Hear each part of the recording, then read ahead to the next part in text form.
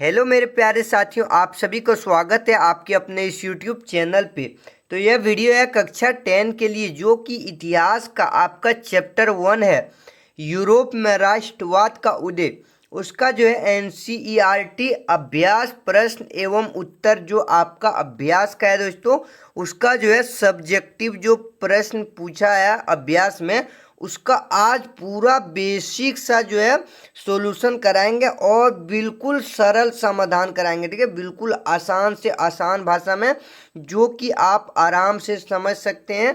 और अगर ये सारा प्रश्न आप पढ़ लिए दोस्तों, तो आपका एग्जाम में जो है इससे 1 से 2 क्वेश्चन जरूर आएगा। ठीक है, इसी से आएगा 100% लिख लेना, जो कि सत्र 2026-27 यानी 2027 एग्जाम के लिए काफ़ी इम्पोर्टेंट रहेगा बेसिकली झारखंड बोर्ड से। ठीक है, और इससे पहले जो है आपका 5 चैप्टर का VVI, सभी चैप्टर का एक एक चैप्टर का 100 MCQ बता चुके हैं, जाके उसको देख लीजिए। ठीक है, तो चलिए इसे हम शुरुआत करते हैं। और आपका 3 भाग में बांटे हैं, ABC। ठीक है, 3 भाग में प्रश्न को बांट दिए दोस्तों, जो कि आपको समझने में काफ़ी आसान लगेगा। अगर आपके पास 10 का इतिहास है तो उसे निकाल लीजिए और आप जाइए अभ्यास का क्वेश्चन जो है निकाल लीजिए। ठीक है, और उसे कॉपी में नोट कीजिए। तो देख सकते हैं भाग अभ्यास का प्रश्न है, और पहला नंबर प्रश्न में है आपका निम्नलिखित पर संक्षिप्त टिप्पणी लिखे। ठीक है यानी कि आपका क नंबर 5 लगभग अंग वहाँ तक दिया है। ठीक है, जो कि इसमें 5 नंबर जो कि पूछा है, टिप्पणी लिखना है किसके, पहला जो किसके ऊपर, वो है जियोसेप्पे मैथ्सनी या फिर जियोसेप्पे मेजनी। ठीक है, जिस जो भी रहेगा आपको उस पर टिप्पणी, यानी ये कौन थे उसके बारे में आपको बताना है। तो चलिए उत्तर देखते हैं। जियोसेप्पे मैथ्सनी, ठीक है, कौन थे? उत्तर है दोस्तों, जियोसेप्पे मैथ्सनी इटली के महान क्रांतिकारी और राष्ट्रवादी नेता थे। ठीक है, इतना करिए, आपको याद रखना। उत्तर अच्छा ढंग से लिखोगे तो आपका एग्जामिनर एक भी नंबर नहीं काटेंगे, जिस तरह से हम आपको इसमें बताए हैं। ठीक है, तो जियोसेप्पे मैथ्सनी या फिर जियोसेप्पे मेजनी इटली के महान क्रांतिकारी और राष्ट्रवादी नेता थे, इतना याद रखना है। और इसके बारे में जो मुख्य मुख्य बातें हैं उनको याद रखना है। पहला पॉइंट लिखना है फिर उनका, यानी किनका, जियोसेप्पे मैथ्सनी का जन्म 1805 ईस्वी में जेनोवा में हुआ था। ठीक है, इस तरह का ऑब्जेक्टिव भी इससे काफ़ी ज़्यादा बनेगा दोस्तों, जो कि बना चुके हैं। जैसे आपको पूछेगा जियोसेप्पे मैथ्सनी कहाँ जो है जन्म हुआ था इसका, तो जेनोवा में कब हुआ था, 1805 ईस्वी में। ठीक है, इस तरह से आपको पॉइंट बाज पॉइंट मुख्य बातें, सारा तो हिस्ट्री में आज नहीं कर सकते, उतना ज़्यादा जो है रट्टा वाला चीज़ ये है नहीं, बिल्कुल समझने वाला बात है। मुख्य मुख्य बातें आपको याद रखना, उसमें से जितना नंबर का क्वेश्चन आपका पूछेगा, 5 मार्क्स, 7 मार्क्स या 3 मार्क्स, सब आराम से दे सकते हैं। ठीक है, पहला पॉइंट में लिखना है उनका जन्म 1805 ईस्वी जेनोवा में हुआ। दूसरा पॉइंट में लिखना है वे इटली को एक एकीकृत और स्वतंत्र गणराज्य बनाना चाहते थे। ठीक है, ये बेसिकली जो है इटली में क्रांति लाना चाह रहे थे। ठीक है, अच्छा सा राष्ट्रवादी नेता हुए थे और क्रांति वहीं कर रहे थे। वे चाहते थे कि हमारे यहाँ इटली में एकीकृत और स्वतंत्र गणराज्य बने। और तीसरा पॉइंट में लिखना है उन्होंने यंग इटली नामक संगठन की स्थापना भी किया था दोस्तों। ठीक है, यंग इटली नामक संगठन की स्थापना भी किया था। और चौथा पॉइंट लिख देना है उन्होंने युवाओं में राष्ट्रवाद की भावना पैदा करने का बहुत ज़्यादा प्रयास किया। युवा जो यंग लड़के थे उसमें जो है अपने राष्ट्र के प्रति भावना पैदा करने के लिए बहुत ज़्यादा प्रेरित करते थे। ठीक है, और आपको लास्ट पॉइंट में लिखना है उन्होंने इटली के एकीकरण के विचार को पूरे यूरोप में फैलाने में महत्वपूर्ण भूमिका निभाई है, यानी कि उसका बाद से जो है पूरे यूरोप में क्रांति लाया, उसको भी देख करके। ठीक है, इस तरह से जो है आंसर इतना खूबसूरत से लिखेंगे ना, तो आपका एक भी उत्तर यानी कि एक भी नंबर नहीं कटेंगे। ठीक है, और याद रखने योग्य थोड़ा, मैथ्सनी जी ने क्या किया, पहले यंग इटली, फिर यंग का यानी इटली का एकीकरण संगठन बनाया, यंग इटली संगठन बनाया, उसके बाद इटली का एकीकरण किया पूरी तरह से। ठीक है, चलिए अगला जो आपका ख नंबर पूछा है काउंट कैमिलो दे काउर के बारे में। ठीक है, काउंट कैमिलो दे काउर, इसके बारे में हमको जानना है। तो उत्तर में count Camillo de Cavour Italy के एकीकरण के प्रमुख नेता में से एक थे, ठीक है, जो कि ये भी है काउंट कैमिलो दे काउर, ये भी जो है इटली के एकीकरण के एक प्रमुख नेता थे। और जियुसेप्पे मैत्सिनी कहाँ के थे, तो देख सकते हैं ये जो है इटली के ये भी थे, ठीक है, लेकिन एक गणराज्य बनाना चाहता था, इसका अलग कुछ मकसद था। तो चलिए इसके बारे में हम लोग जान लेते हैं मुख्य बातें। पहला पॉइंट, वे सार्डिनिया पिंडमोंट के प्रधानमंत्री थे, ठीक है, ये भी नेता थे इटली के ही, लेकिन ये सार्डिनिया पिंडमोंट के प्रधानमंत्री थे। दूसरा पॉइंट, वे एक कुशल राजनेता और कूटनीतिज्ञ थे, ठीक है, ये जो है कि क्या थे, एक कुशल राजनेता और कूटनीतिज्ञ थे। और तीसरा पॉइंट, उन्होंने फ्रांस के साथ कूटनीति समझौता किया था, किसने, तो काउंट कैमिलो दे काउर ने। और चौथा पॉइंट, फ्रांस की मदद से उन्होंने ऑस्ट्रेलिया, ठीक है, ऑस्ट्रिया, ना कि ऑस्ट्रेलिया नहीं है, जो कि ऑस्ट्रेलिया और ऑस्ट्रिया में कुछ अंतर है, ये है ऑस्ट्रिया के विरुद्ध युद्ध किया था, ठीक है, किसने, तो काउंट कैमिलो दे काउर ने फ्रांस की मदद से ऑस्ट्रिया के विरुद्ध युद्ध किया था, लड़ाई किया था। और उनकी कूटनीति ने इटली के एकीकरण की प्रक्रिया को काफ़ी ज़्यादा मजबूत किया था, ठीक है। चलिए आगे देखते हैं याद रखने योग्य इसमें, काउर कौन थे, कूटनीतिज्ञ नेता थे, ऑस्ट्रिया के विरुद्ध इसने युद्ध किया था, ठीक है, इस तरह से आपको स्ट्रक्चर याद रखना है। चलिए अब ग नंबर प्रश्न आपका है बुक का अभ्यास में, आप देखिए, यूनानी स्वतंत्रता युद्ध ये क्या है, ठीक है, तो उत्तर में आपको लिखना है इस तरह से, यूनान, देख सकते हैं यहाँ पे इस तरह से लिखना है, चलिए इसको छोटा कर लेते हैं यहाँ पे, हाँ, चलिए, यूनान लंबे समय तक ऑटोमन साम्राज्य के अधीन था, ठीक है, यूनान जो है लंबे समय तक किसके अधीन थे दोस्तों, ऑटोमन साम्राज्य के अधीन में रहा। यूनानियों ने अपनी स्वतंत्रता के लिए 1821 ईस्वी में संघर्ष शुरू कर दिया, ठीक है, जो कि पता है यूनान एक जो कि ऑटोमन साम्राज्य के अधीन था, यानी उसके अंडर में रह रहे थे। और यूनानियों ने अपना स्वतंत्रता के लिए कब से संघर्ष स्टार्ट किया, लड़ाई स्टार्ट किया, 1821 ईस्वी थी, ठीक है। और इसकी मुख्य बातें हम लोग समझ लेते हैं। चलिए पहला जो मुख्य बातें हैं, यूनानियों ने ऑटोमन शासन के विरुद्ध विद्रोह किया, ठीक है, यूनानियों ने क्या किया, ऑटोमन शासन के विरुद्ध विद्रोह यानी लड़ाई किया। दूसरा पॉइंट, यूरोप के कई शिक्षित लोगों और कलाकारों ने यूनान का समर्थक दिया, ठीक है, यूरोप के कई शिक्षित जो लोग थे दोस्तों, कलाकार थे, उसने जो है यूनान का काफ़ी ज़्यादा सपोर्ट किया लड़ाई में, ठीक है, इस विद्रोह में। तीसरा, कवि लॉर्ड वायरन ने भी यूनान स्वतंत्रता का समर्थन किया।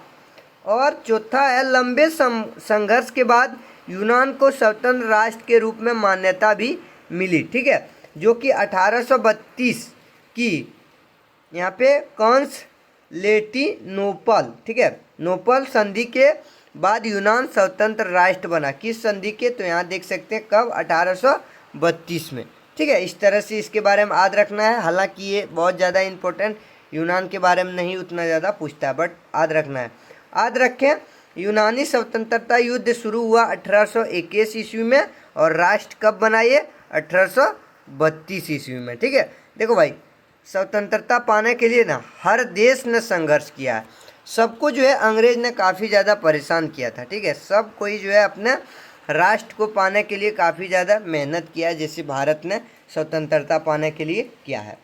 चलिए घ नंबर प्रश्न देखते हैं, फ्रैंकफर्ट संसद या फ्रैंकफर्ट संसद क्या थे, या फिर फ्रैंकफर्ट संधि क्या थे, इसके बारे में आपको बताना है। क्वेश्चन में इस तरह से नहीं रहेगा सिर्फ, ठीक है, क्वेश्चन दे देगा, जैसे मान लो 2 नंबर क्वेश्चन, फ्रैंकफर्ट संसद क्या थे, या फिर फ्रैंकफर्ट संधि क्या थे, या फिर फ्रैंकफर्ट संधि पे संक्षिप्त में टिप्पणी लिख, ठीक है। तो एक ही सवाल को जो है कई तरह से आपको पूछा जा सकता है, इसलिए आपको कन्फ्यूजन होना बिल्कुल भी नहीं है। एक सवाल जैसे फ्रैंकफर्ट के बारे में किसी भी तरह का पूछा तो इसको घुसा दो, पूरा एकदम अच्छा से इसको लिख दो।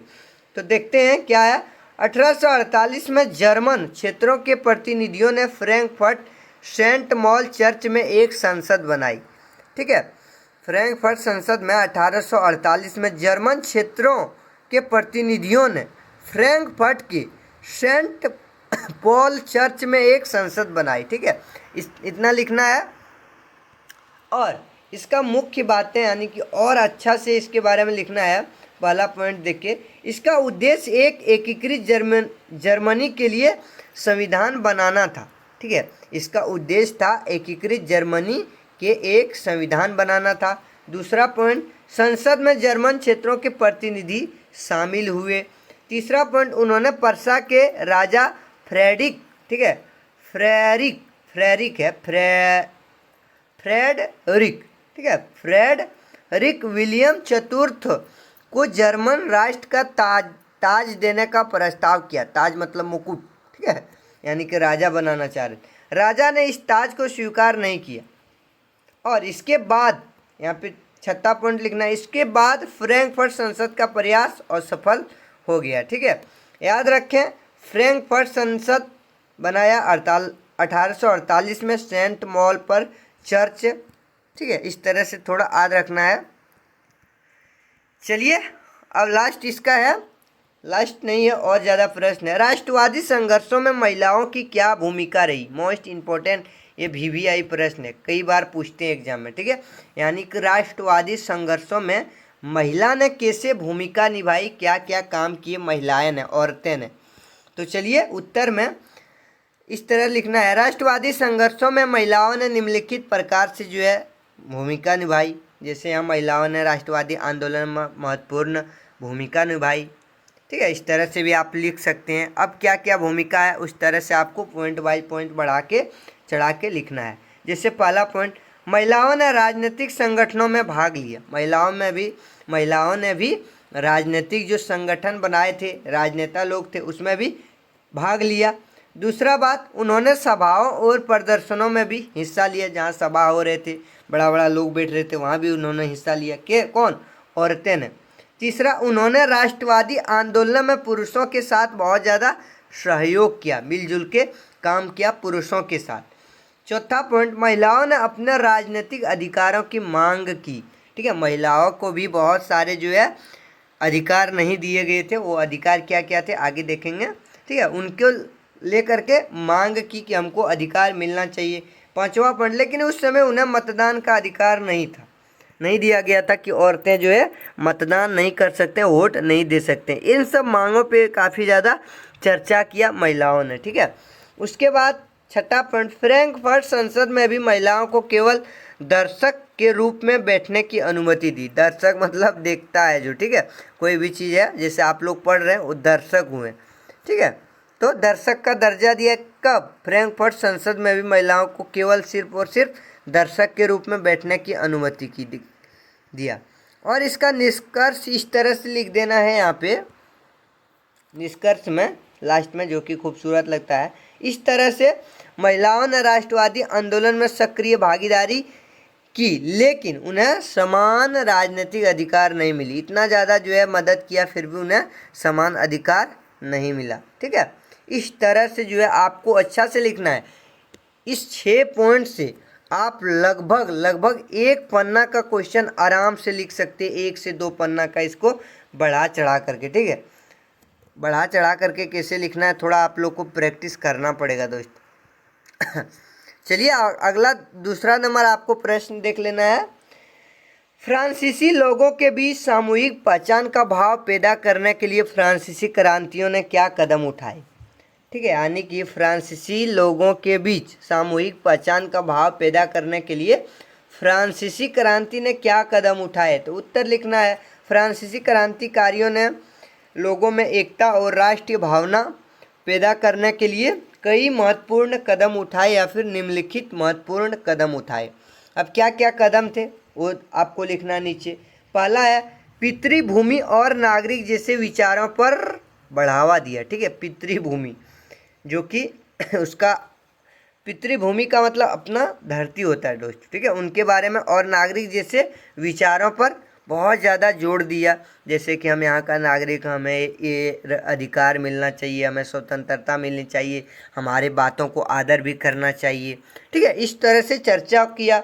दूसरी, राजशाही के स्थान पर जनता की संप्रभुता का विचार भी किया, इस तरह से कि जहाँ राजशाही राजा राज करते हैं उस जगह पे जनता की संप्रभुता होनी चाहिए, जनता सब कुछ होना चाहिए, जनता के बारे में सब निर्णय लेना चाहिए, ना कि राजा लेना चाहिए। ठीक है, इनका बारे में चर्चा किया।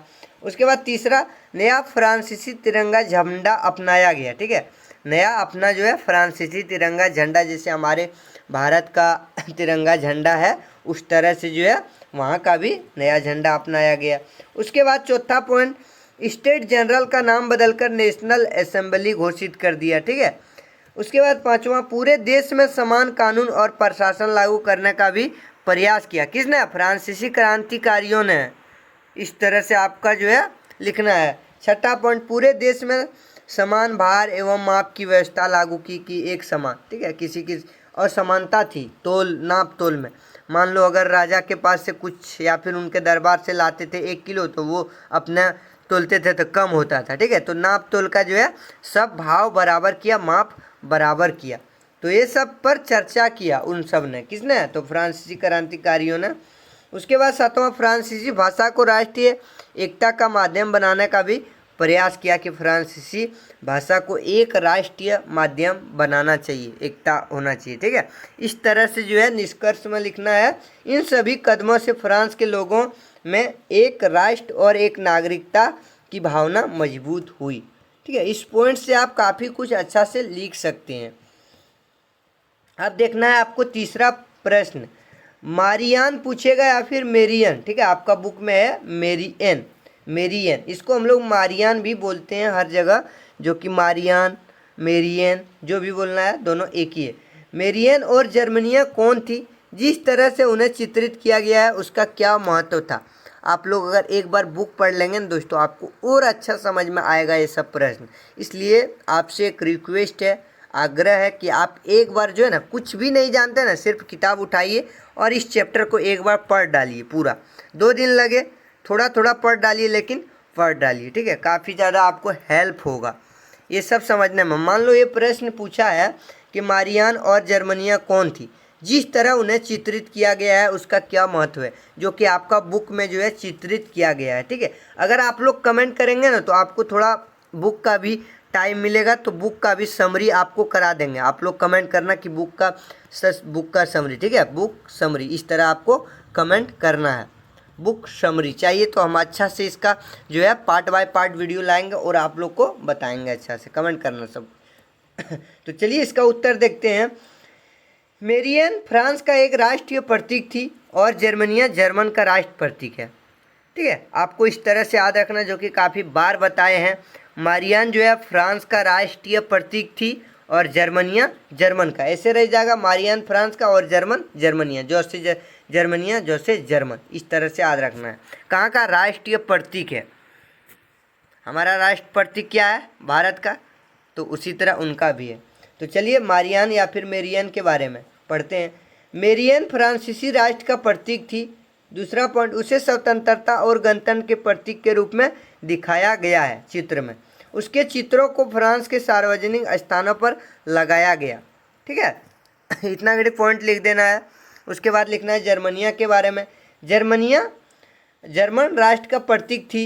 उसे अक्सर ओक के पत्तों का मुकुट, तलवार और काले लाल सुनहरे रंगों से जुड़े प्रतीकों के साथ दिखाया गया आपका चित्र में। ठीक है, जो चित्र में दिखाया गया है उसके बारे में लिख देना। उसे अक्सर ओके, ठीक है, ओके के एक पत्ते का मुकुट, ओके का पत्ते किस तरह से होता है आप गूगल कर लेना।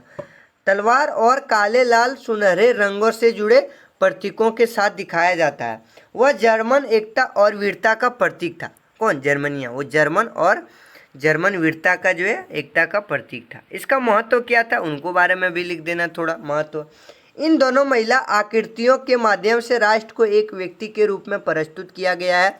इससे लोगों में राष्ट्रीय एकता, स्वतंत्रता और राष्ट्रवाद की भावना पैदा करने में काफ़ी ज़्यादा मदद होती है। जैसे हमारे कुछ प्रतीक है, अस्ताएँ हैं, सुभाष चंद्र बोस का कहीं भी छवि देखते हैं। ठीक है, भीमराव अंबेडकर, स्वामी विवेकानंद, महात्मा गांधी, इन सबको अगर कहीं भी हम लोग देखते हैं तो क्या पैदा होता है? तुरंत उसको देख के हमको महसूस होता है अपने राष्ट्र के बारे में कि कैसे कैसे ये स्वतंत्रता दिलाए हैं। उसी तरह ये दोनों आकृतियाँ थी, ठीक है। उन्हें देख के वहाँ के लोगों को जो है अपने स्वतंत्रता के बारे में पता चलता है, ठीक है। बस वही थी। अगला है चौथा प्रश्न, जर्मन एकीकरण की प्रक्रिया का संक्षिप्त में पता लगाएं या फिर टिप्पणी दें या फिर टिप्पणी लिखें या फिर जर्मन एकीकरण क्या थे उनके बारे में लिखना है। मोस्ट VVI ये प्रश्न है, कई बार एग्जाम में पूछे गए हैं, ठीक है। तो चलिए उत्तर देखते हैं इसका। 19वीं सदी की शुरुआत में जर्मनी 39 छोटे छोटे राज्यों में बांटा हुआ था, ठीक है। कब? 19वीं सदी। और अभी आप लोग अगर जानते हैं दोस्तों सदी, ठीक है, सदी अगर जानते हैं तो अभी वर्तमान में कौन सा सदी चल रहा है, जो कि अभी 2026 चल रहा है, लेकिन सदी कौन सा चल रहा है आप लोग कमेंट में बताना दोस्तों। सदी और ईस्वी और शताब्दी क्या होता है आप लोग कमेंट में ज़रूर बताना। लेकिन अभी प्रश्न आपसे पूछे हैं कि अभी कौन सा सदी चल रही है, ठीक है, उसको कमेंट करके बताना। देखते हैं आप लोग 10 में आ गए हैं, सदी और ईस्वी और ईसा पूर्व जानते हैं या फिर नहीं।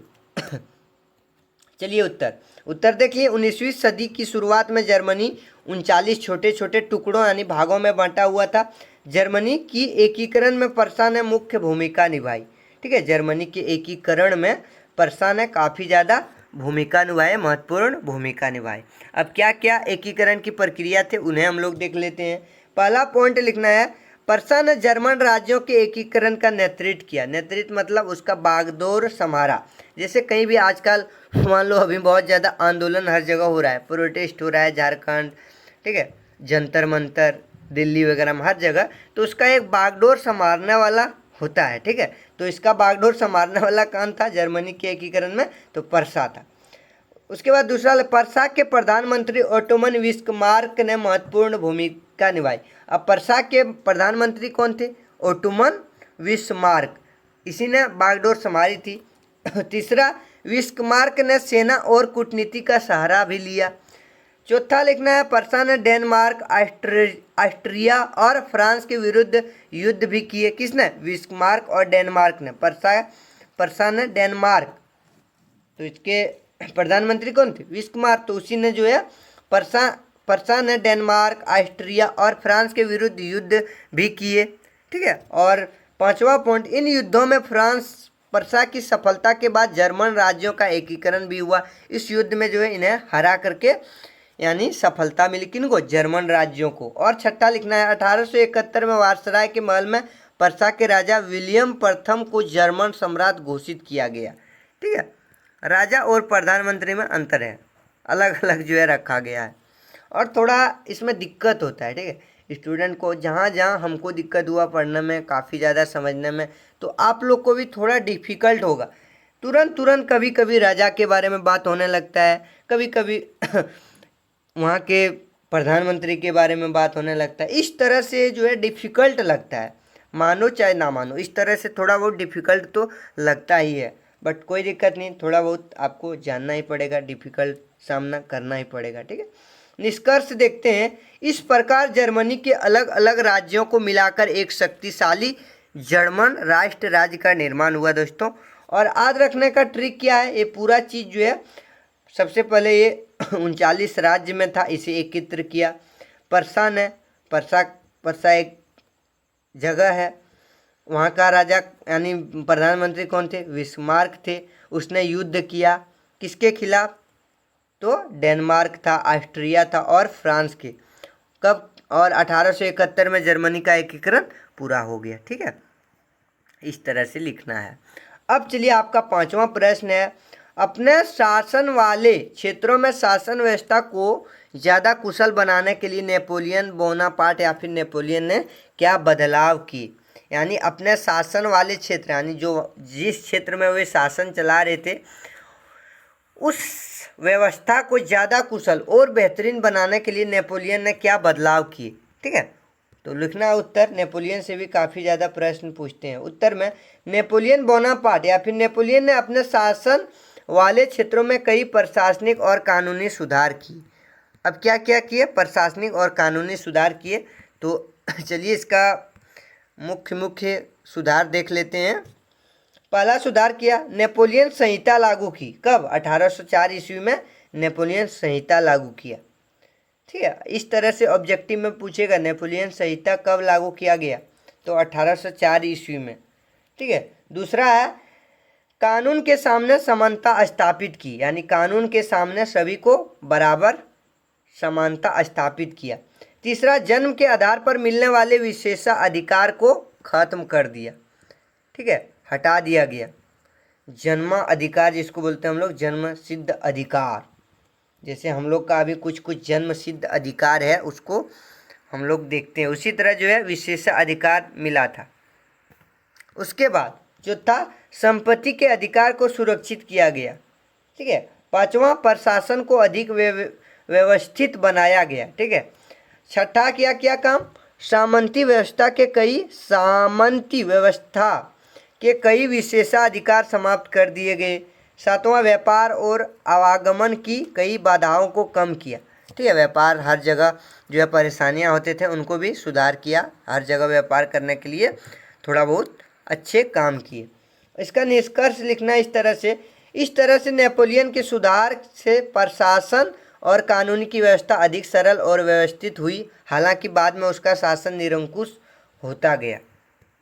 और निरंकुशवाद ये सब क्या होता है आगे और बता देंगे, जब इसका और एक वीडियो लेक्चर आएगा तब उसमें इम्पोर्टेंट बताएंगे। अब चलिए, जो भाग ए था उसमें आपका अभ्यास का प्रश्न था, और भाग 2 यानी बी में भी अभ्यास का प्रश्न है, और इसमें लिखा है चर्चा करने बोल रहा है। ठीक है, पहला प्रश्न है उदारवादियों की 1848 की क्रांति का क्या अर्थ लगाया जाता है? उदारवादियों ने किन राजनीतिक, सामाजिक एवं आर्थिक बदलाव को बढ़ावा दिया?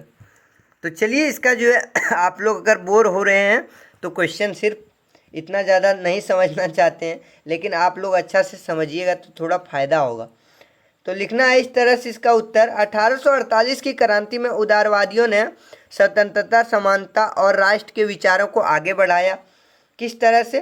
पहला जो है कूटनीति अपनाया, राजनीतिक बदलाव किया। राजनीतिक बदलाव में क्या क्या किया क्या क्या किया? ठीक है, जोर से बोल दिए, मतलब क्या किया,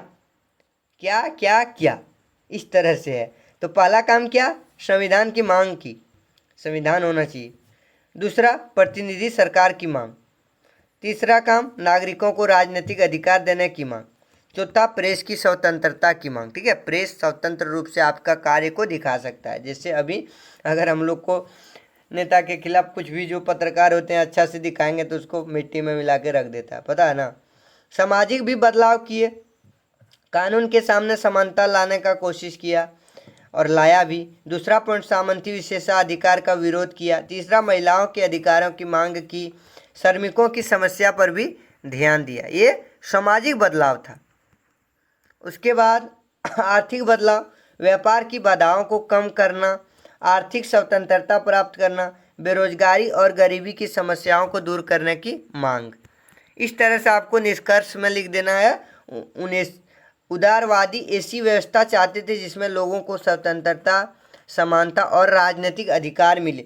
देखो, दो शब्द इसके बारे में पढ़ लेना, उदारवादी और रूढ़िवादी। उदारवादी ऐसे लोग होते थे जिसको जो कि बहुत ज़्यादा जो है ना एग्रेसिव विकास चाहिए था, जल्दी विकास चाहिए था।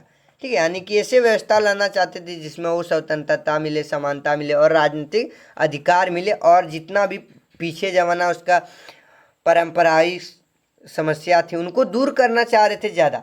और जस्ट इसका उल्टा होता है रूढ़िवादी, वो धीरे धीरे विकास चाहता है।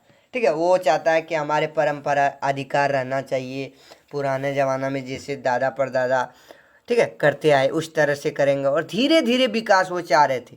लेकिन भाई उदारवादी बहुत स्पीड से ये बदलना चाहते हैं। चलिए, अब दूसरा प्रश्न है, यूरोप में राष्ट्रवाद के विकास में संस्कृति के योगदान को दर्शाने के लिए 3 उदाहरण दें। तो इस तरह से यूरोप के बारे में आप पूछा तो इस तरह से दर्शा देना है। चलिए दर्शाते हैं उत्तर। यूरोप में राष्ट्रवाद के विकास में संस्कृति की बहुत महत्वपूर्ण भूमिका रही। पहला लिखना है रोमांटिकवाद। कवियों और कलाकारों ने लोगों में भावना, देश प्रेम और राष्ट्र की भावना को मजबूत किया। दूसरा लोकगीत और लोक कथाएं। जर्मनी में ग्रिम बंधुओं ने लोक कथाओं को एकत्र किया। इससे लोगों में अपनी भाषा और संस्कृति के प्रति गर्व भी भावना बढ़ाई। इस तरह से लिख देना है। अगला तीसरा में लिख देना है, चलिए तीसरा में लिखना है पोलैंड का संगीत। पोलैंड में संगीत और भाषाओं ने राष्ट्रीय भावनाओं को जीवित रखा। कोरल कुर्पी स्किपी जैसे संगीतकारों ने राष्ट्रीय संघर्ष को संगीत से जोड़ा। और निष्कर्ष में इस तरह से आपको लिखना है, चलिए किधर भाग गया भाई, यहाँ पे, ठीक है। निष्कर्ष में लिखना है, इस प्रकार साहित्य, संगीत, लोक गीत, लोक कथाएं और कला राष्ट्रवाद के विकास में काफ़ी ज़्यादा महत्वपूर्ण भूमिका निभाए। तीसरा प्रश्न देख लो, फटाफट उतार लो, आप लोग स्क्रीनशॉट ले लो। किन्हीं दो देशों पर ध्यान केंद्रित करते हुए बताएं कि 19वीं सदी में राष्ट्र किस प्रकार विकसित हुए। ठीक है, तो दो देश के बारे में बहुत अच्छा हम लोग अभी पढ़ाए, ऊपर में पढ़े। पहला था कौन? जर्मनी। जर्मनी कई छोटे छोटे राज्यों में बांटा हुआ था। पर्सा ने इसके एकीकरण में मुख्य भूमिका निभाई। पर्सा के प्रधानमंत्री ओटोमन बिस्मार्क ने सेना और कूटनीतिक की मदद से जर्मनी राज्यों को एकत्रित किया और 1871 में जर्मन साम्राज्य की स्थापना घोषित किया। पहला जर्मनी के बारे में लिख देना है और दूसरा इटली के बारे में। इटली में मेस्नी जो काम किया उसके बारे में लिखना है, ठीक है। और निष्कर्ष, चलिए चौथा प्रश्न इसमें देख लेना है। ब्रिटेन में राष्ट्रवाद का इतिहास शेष यूरोप की तुलना में किस प्रकार भिन्न था। यानी ब्रिटेन में भी राष्ट्रवाद का इतिहास और शेष यूरोप की तुलना में किस प्रकार था। उत्तर में लिखना है, ब्रिटेन में राष्ट्र राज्य का निर्माण किसी एक बड़ी क्रांति से नहीं हुआ। यह प्रक्रिया धीरे धीरे राजनीतिक एकीकरण के माध्यम से हुई। इसका मुख्य बातें आप लोग देख लेना, उतार लो फटाफट, स्क्रीनशॉट ले लो, ठीक है, ज़्यादा नहीं बोर हो रहे हो तो। अगला है 5 नंबर, बाल्कन प्रदेशों में राष्ट्रवादी तनाव क्यों पनपना। ये प्रश्न जो है ना कई बार एग्जाम में देखने को मिला, इसको अच्छा से कर लो, ठीक है। बाल्कन क्षेत्र में राष्ट्रवादी तनाव पनपने का कई कारण थे, ठीक है। मुख्य कारण लिख लेना है, बाल्कन क्षेत्र लंबे समय तक ऑटोमन साम्राज्य के अधीन था। दूसरा, यहाँ कई अलग अलग जाति और धार्मिक समूह रहते थे। तीसरा, ऑटोमन साम्राज्य धीरे धीरे कमजोर होने लगा। चौथा, अलग अलग समूह स्वतंत्र बनाना चाहते थे, अलग अलग वहाँ पे जो है माजरा चल रहा था। प्रत्येक समूह अपने क्षेत्र का विस्तार करना चाहते थे। छठा, रूस, जर्मनी, इंग्लैंड और ऑस्ट्रिया हंगरी जैसी बड़ी शक्तियाँ भी इन क्षेत्र में अपना प्रभाव बढ़ाना चाहती थी। निष्कर्ष में वही लिख देना इस तरह से। और आपका एक जो है भाग्य सी में आ गया, जो कि परियोजनाएं कार्य आपको अपने से करना है। जैसे यूरोप से बाहर के देश में राष्ट्रवादी प्रतीकों के बारे में जानकारी एकत्र करें और उनकी तुलना यूरोपीय राष्ट्रवादी प्रतीकों से करें। तो इस तरह से आपको उत्तर में लिखना है, मेरा प्यारा भारत। भारत में भारत माता को राष्ट्र के प्रतीक के रूप में चित्रित किया गया है। भारत माता की छवि के माध्यम से मातृभूमि, देश प्रेम और राष्ट्रीय एकता की भावनाओं को व्यक्त किया गया है। यूरोप में भी राष्ट्रों को महिलाओं आकृतियों के रूप में, जैसे हमारा भारत में जो है दोस्तों, वो भारत माता को राष्ट्र का प्रतीक माना गया है, चित्रित किया गया है चिन्ह से, ठीक है। उसे हमें क्या दर्शाता है, अपने देश प्रेम के भाव के बारे में, राष्ट्रीय एकता के बारे में। उसी तरह यूरोप में भी राष्ट्रों को महिलाओं के आकृति के रूप में प्रस्तुत किया। जैसे फ्रांस का मेरियन है, मेरियन फ्रांस की राष्ट्र प्रतीक थी, वह स्वतंत्रता और गणतंत्र का प्रतीक था। जर्मनी यानी कि जर्मनी जर्मन का राष्ट्र प्रतीक थी, वह जर्मन एकाग्रता यानी एकता और राष्ट्रवाद का प्रतीक था। और भारत माता को पितृभूमि और राष्ट्र के प्रतीक के रूप में प्रस्तुत किया गया। इससे भारतीयों में देश के प्रति प्रेम और एकता की भावना को मजबूत करती है, ठीक है। तो ये था जो है आपका अभ्यास का प्रश्न, ठीक है। तो अभ्यास का सारा प्रश्न जो है आपको अच्छे से बता दिए हैं। आई होप आप सभी को बहुत अच्छा लगा होगा, ठीक है। और अच्छा लगा तो एक लाइक कर दीजिए, हमारे मेहनत इतना ज़्यादा किए हैं तो एक लाइक तो बनता है। और अपने दोस्तों के साथ शेयर कर दीजिए और इस चैनल को भी सब्सक्राइब कर लीजिए, ताकि जैसे आपका कुछ भी एग्ज़ाम से नोटिफिकेशन कुछ आता है एग्ज़ाम से रिलेटेड या फिर क्वेश्चन आंसर से रिलेटेड, तो सारा तुरंत आपके पास पहुंच जाए, ठीक है। तो चलिए फिर मिलेंगे अगले वीडियो में, तब तक के लिए थैंक यू सो मच।